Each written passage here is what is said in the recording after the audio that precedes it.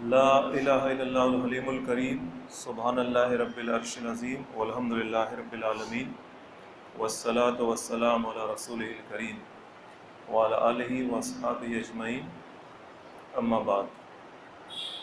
بزرگوں اور دوستوں، ہم لوگوں نے گزشتہ جمعہ تک سورہ آل عمران کی آیت نمبر 104 کے مضمون کو ہی سنا ہے، اور پچھلے 3 ہفتوں میں ہم لوگوں نے اسی ایک آیت میں، جس میں اللہ تعالیٰ نے مسلمانوں کے درمیان ایک ایسی جماعت جو لوگوں کو اچھی بات کا حکم دے، اچھی بات کی دعوت دے، بری بات سے روکے، ایک ایسی جماعت کے ہونے کی بات کہی ہے، اور اس کا جو مقصد ہے جو ابھی ہم لوگوں نے سنا کہ امر بالمعروف و نہی عن المنکر، یعنی اچھی باتوں کا حکم دینا اور بری باتوں سے روکنا، یہ مقصد بتایا ہے۔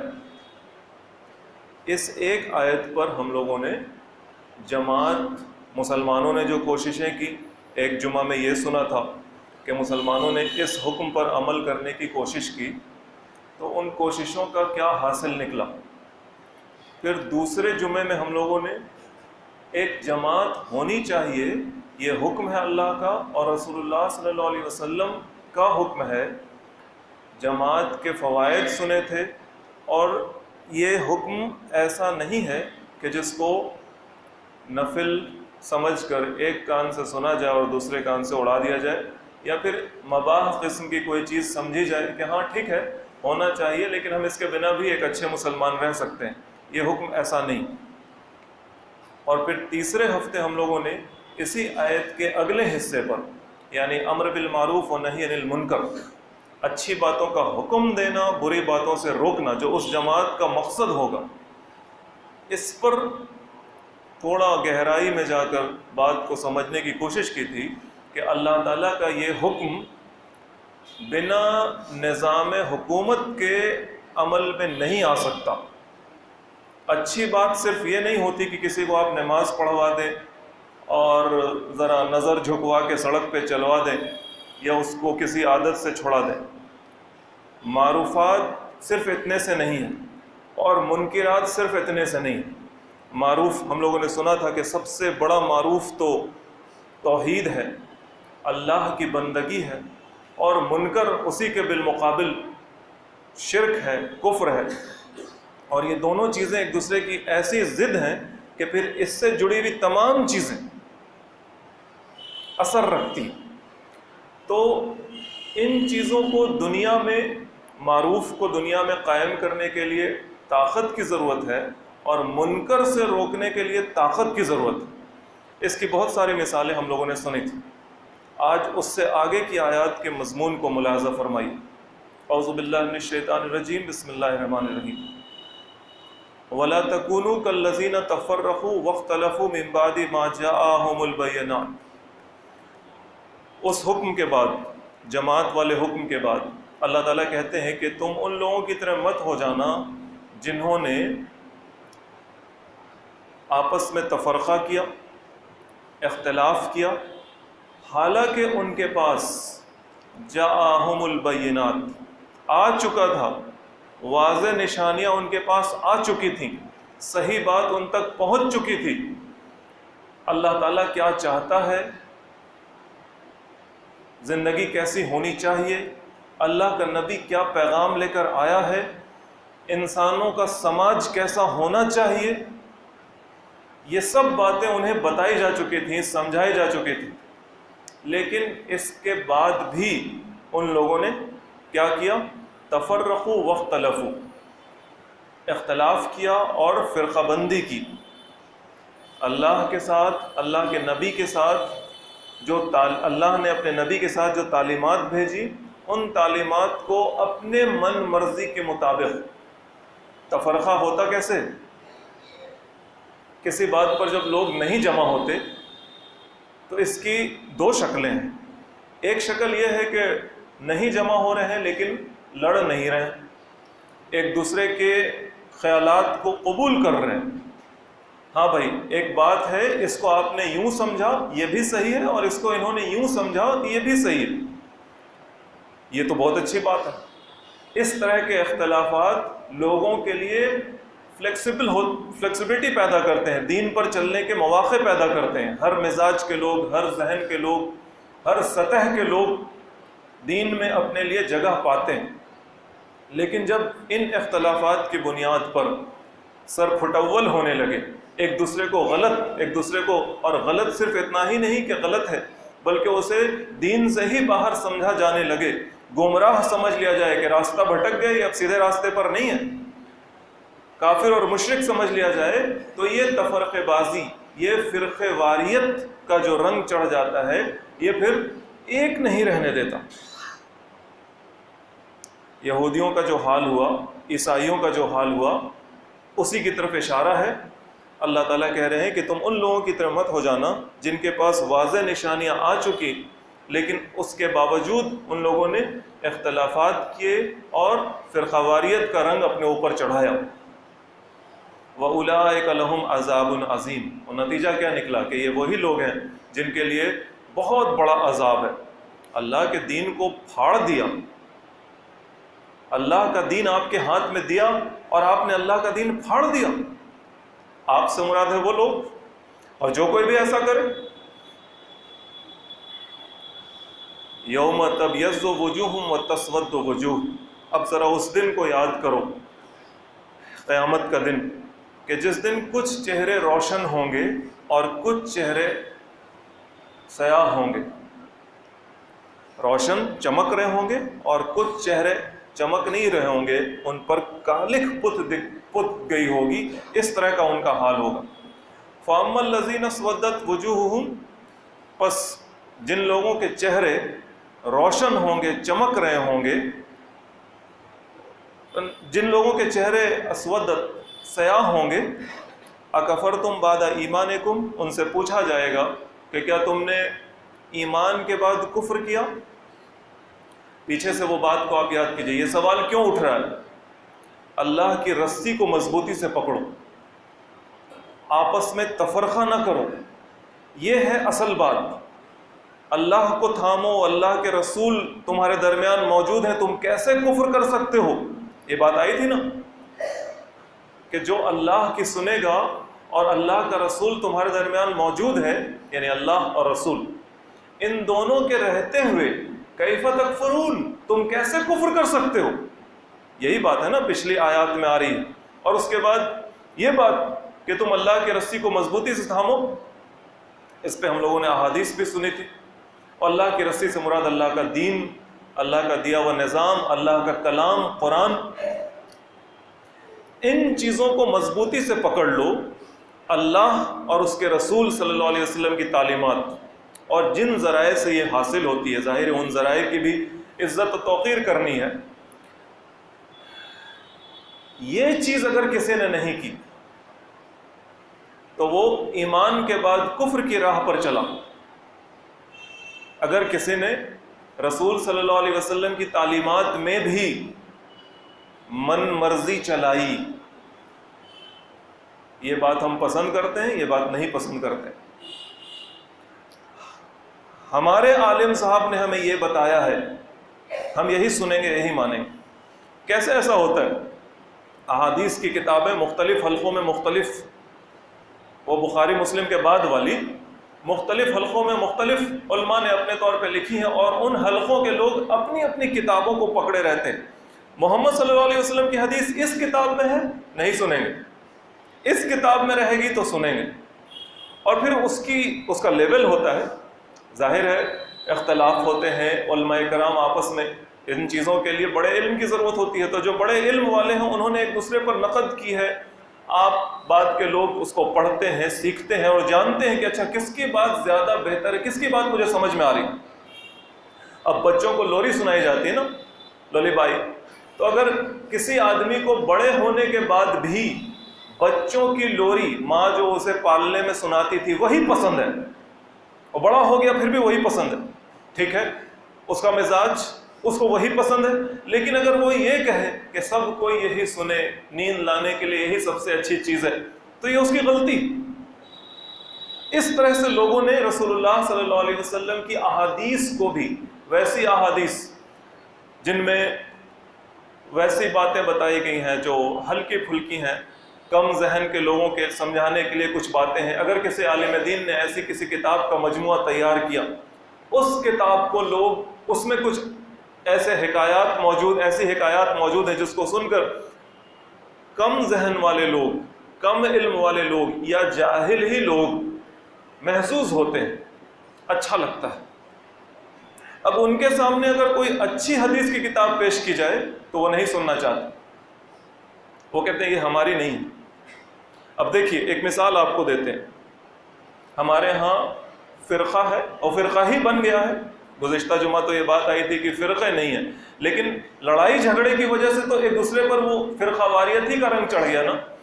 ایک دوسرے کو برداشت کرتے تو فرقہ نہیں ہوتا، لیکن جب ایک دوسرے کو غلط اور گمراہ کہہ رہے ہیں، کافر اور مشرک کہہ رہے ہیں، تو فرقہ ہو گیا۔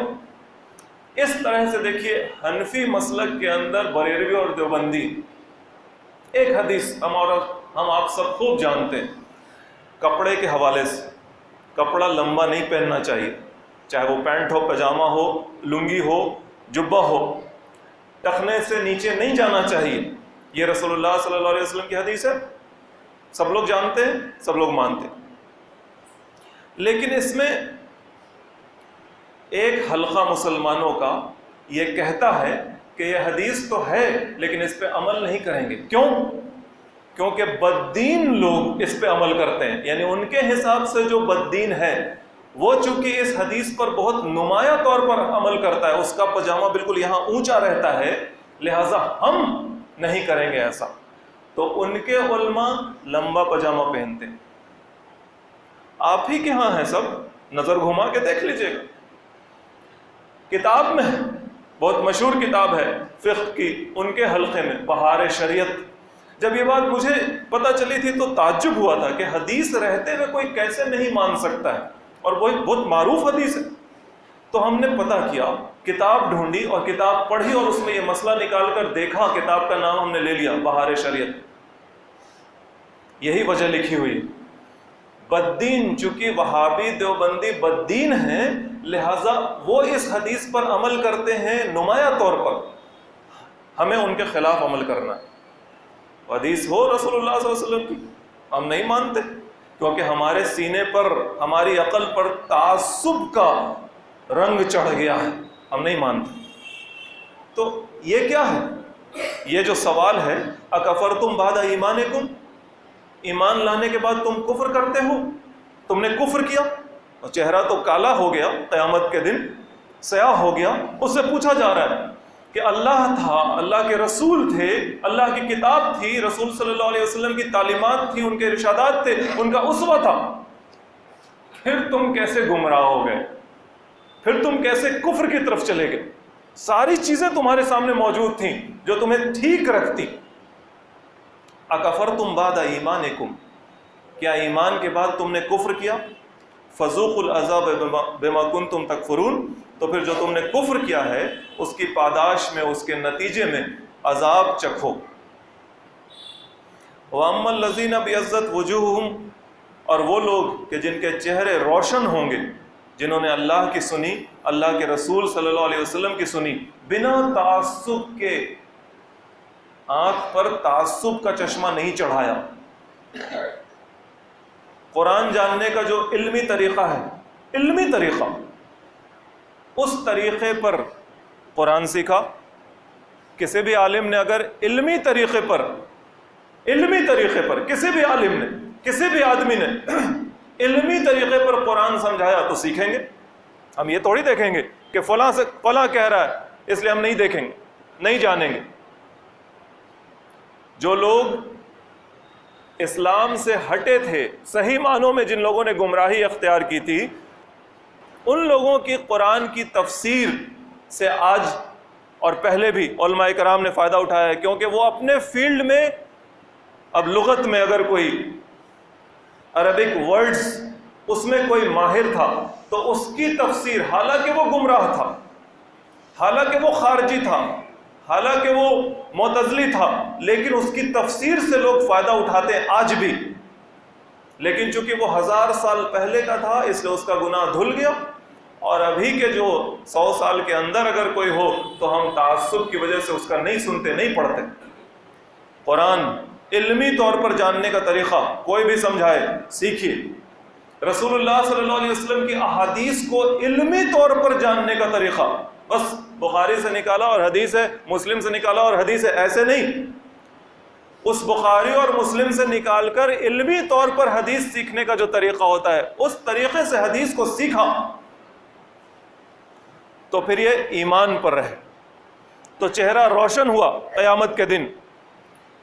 ففی رحمت اللہ، وہ اللہ کی رحمت میں ہوں گے، ہم فیہا خالدون، اور اس میں وہ ہمیشہ رہیں گے۔ تلک آیات اللہ نتلوہا علیک بالحق، یہ اللہ کی کتاب ہے اور ہم آپ کو سنا رہے ہیں۔ اللہ کی طرف سے بات آ رہی ہے، جبریل علیہ السلام رسول اللہ صلی اللہ علیہ وسلم کو سنا رہے ہیں حق کے ساتھ۔ وَمَا اللَّهُ يُرِيدُ ظُلْمًا لِلْعَالَمِينَ، اور اللہ تعالیٰ دنیا والوں پر، جہان والوں پر ظلم کرنے کا ارادہ نہیں کرتا کہ سب کو پکڑ کے سزا دے دے، بنا وجہ کے سزا دے دے، کسی نے کفر نہیں کیا، کسی نے شرک نہیں کیا اور وہ اسے سزا دے دے، اللہ ایسا ارادہ نہیں رکھتا۔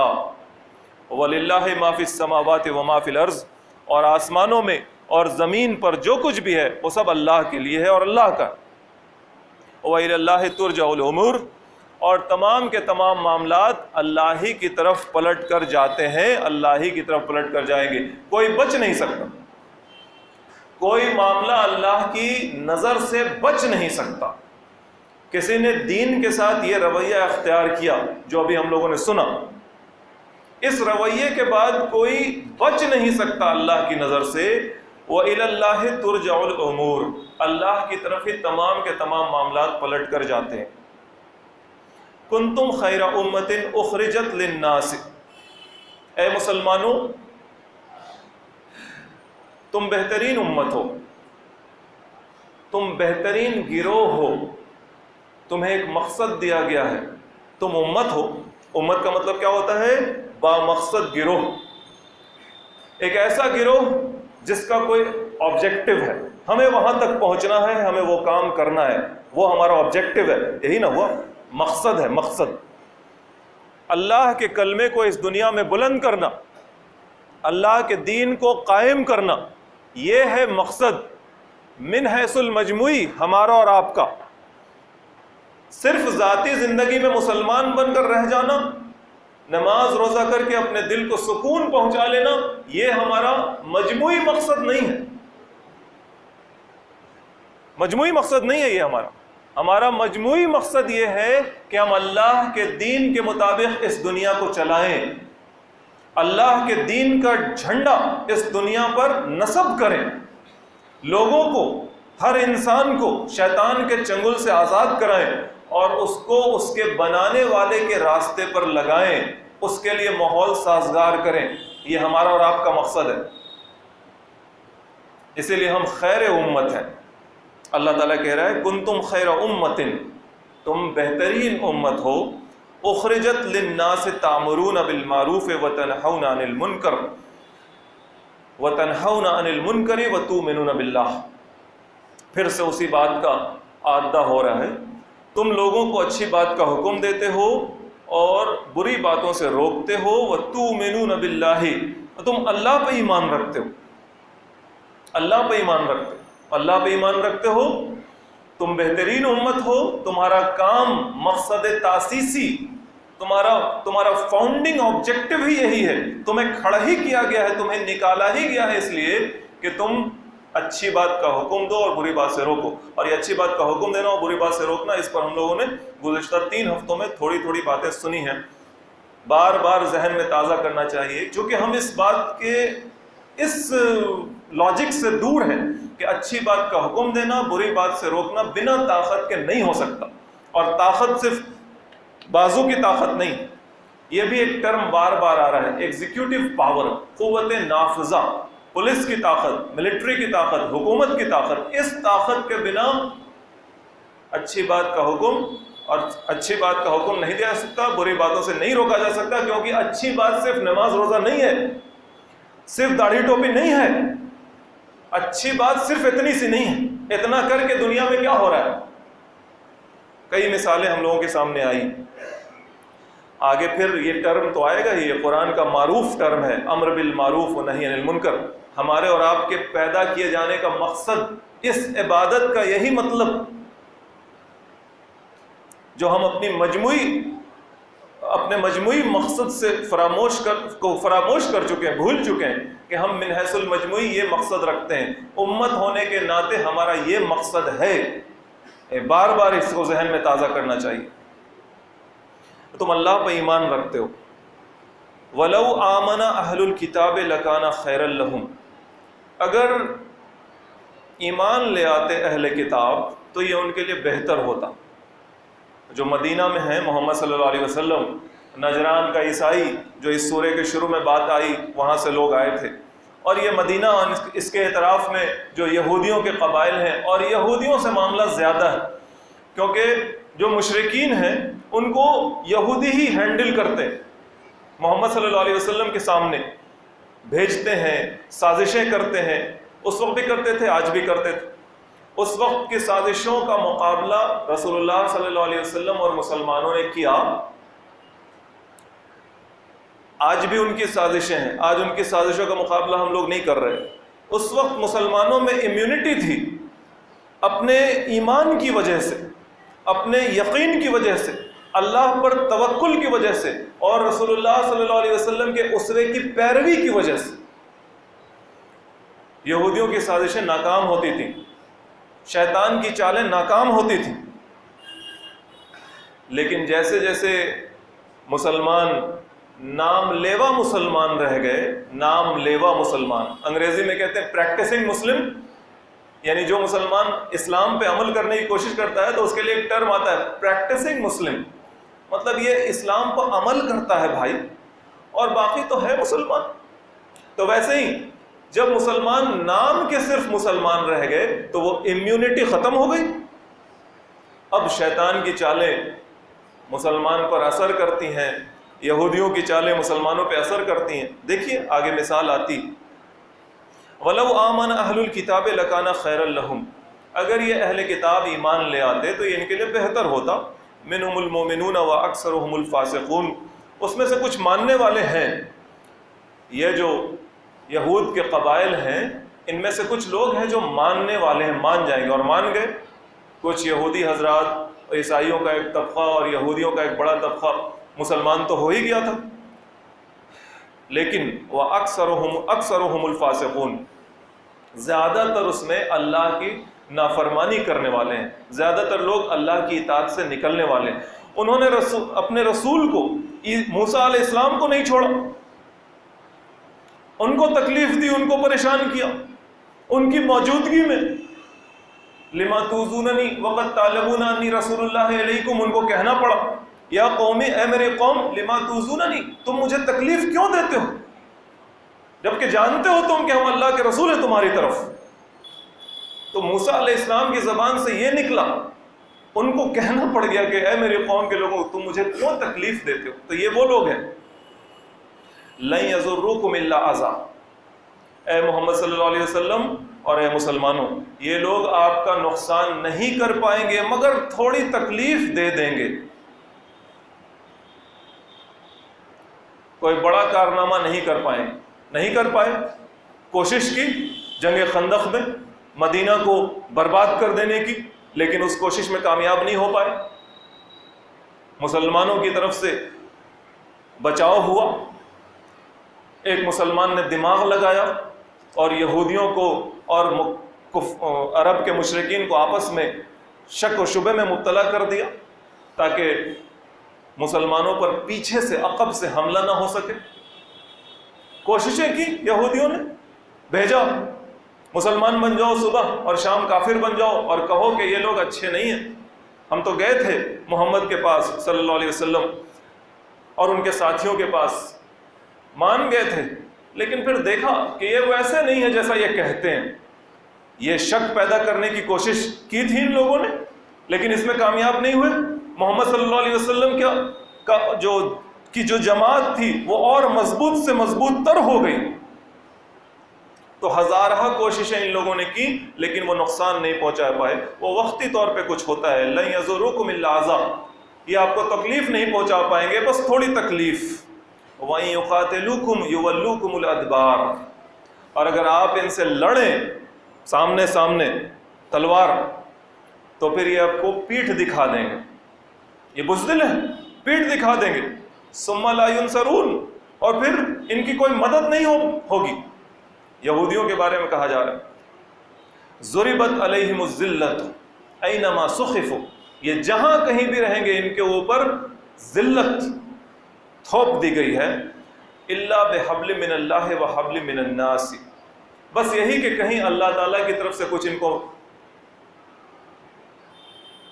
ٹھنڈک مل جائے، اللہ تعالیٰ کی طرف سے تھوڑی مہلت مل جائے، یا پھر یہ کہ کہیں انسانوں کی طرف سے ان کو کوئی سنرکشن مل جائے.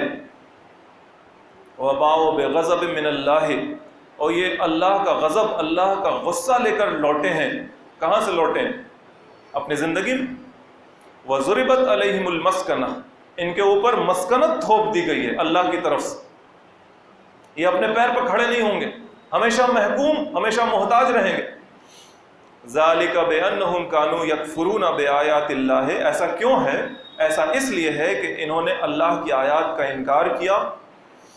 وَيَقْتُلُونَ الْأَنْبِيَاءَ بِغَيْرِ حَقٍّ، اور اللہ کے نبیوں کو قتل کیا بنا کسی وجہ کے، بس ضد میں، خدا سے دشمنی میں. خدا کو مانتے بھی ہیں اور اس کے نبیوں کو قتل بھی کرتے ہیں. یہ بھی ہم لوگوں نے سنا ہے سورہ بقرہ میں. ذَلِكَ بِمَا عَصَوْا وَكَانُوا يَعْتَدُونَ، ایسا اس لیے کہ یہ نافرمان ہے، نافرمان قوم ہے. کہا جاتا ہے مانو تو کہتی ہے نہیں مانیں گے. حد سے گزر جانے والے لوگ ہیں، ان کے سامنے دل کھول دو. اللہ کا نبی دل کھول دیتا ہے لیکن پھر بھی یہ اس کو تکلیف پہنچاتے ہیں. اپنی نظروں سے دیکھتے ہیں کہ پانی 2 پھاڑ ہو گیا، راستہ بن گیا، اس کے بعد بھی اللہ کے نبی کا انکار کرتے ہیں، اس کا مذاق اڑاتے ہیں، اللہ کے احکامات میں چنتے ہیں یہ پسند کی چیزیں یہ کریں گے، یہ پسند کی چیزیں یہ نہیں کریں گے.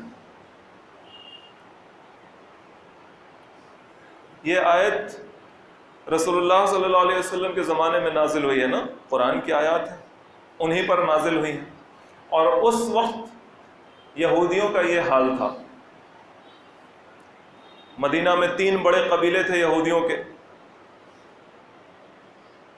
تینوں ختم ہو گئے، سزا دی گئی، نکالا گیا ان کو علاقوں سے، قتل کیا گیا.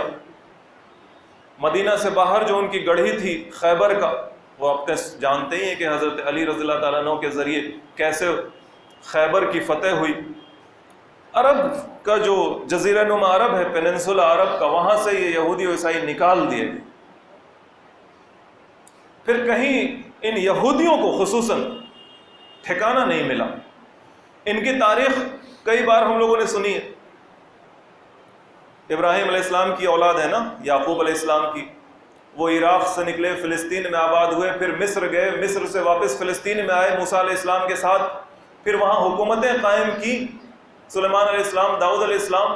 پھر ان حکومتوں میں لڑائیاں ہوئی، پھر ایران کے بادشاہ نے ان کو برباد کیا، پکڑ کر لے گیا ایران، غلام بنایا لاکھوں لاکھ کو. پھر وہاں سے چھوٹ کر آئے، پھر فلسطین میں رہے، پھر رومیوں نے آ کر برباد کیا، پھر رومیوں نے برباد کیا، غلام بنایا، تو پھر رہ گئے غلام.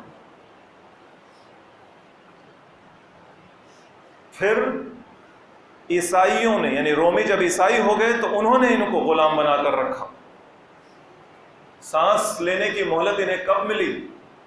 جب عمر رضی اللہ تعالیٰ عنہ کے زمانے میں فلسطین مسلمانوں کے ہاتھ میں آیا.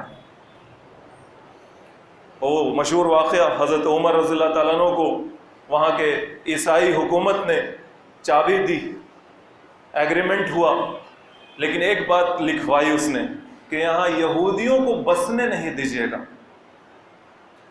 آپ تو کہہ رہے ہیں کہ یروشلم جو ہے وہ ایک اوپن سٹی ہو جائے گا، یہودی اب یہاں آ سکتے ہیں عبادت کرنے، ان کی مقدس جگہ ہے بھائی، تو عمر رضی اللہ تعالیٰ عنہ نے یہودیوں کو اجازت دی آ کر عبادت کرنے کی. عیسائیوں نے اس سے پہلے انہیں روک رکھا تھا، لیکن عیسائیوں نے ایک شرط رکھوائی کہ آپ انہیں بسنے نہیں دیجیے گا، گھر زمین نہیں خرید سکتے. اور عمر رضی اللہ تعالیٰ عنہ نے یہ شرط رکھی، یہودی پاس رکھا، یہودی وہاں بس نہیں پائے.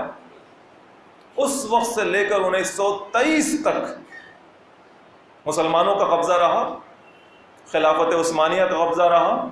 یہودیوں کو اجازت نہیں تھی زمین خریدنے کی، لیکن پھر یہودیوں نے جو دنیا بھر میں ذلت و مسکنت کا شکار تھے، انہوں نے اپنی چالیں چلی، اور برٹین جو اس وقت کا ایک سپر پاور تھا، اس کے وزیر کو اپنے دام میں لیا اور اس کے ساتھ معاہدہ کیا جس کو بلفور کا ایگریمنٹ کہتے ہیں.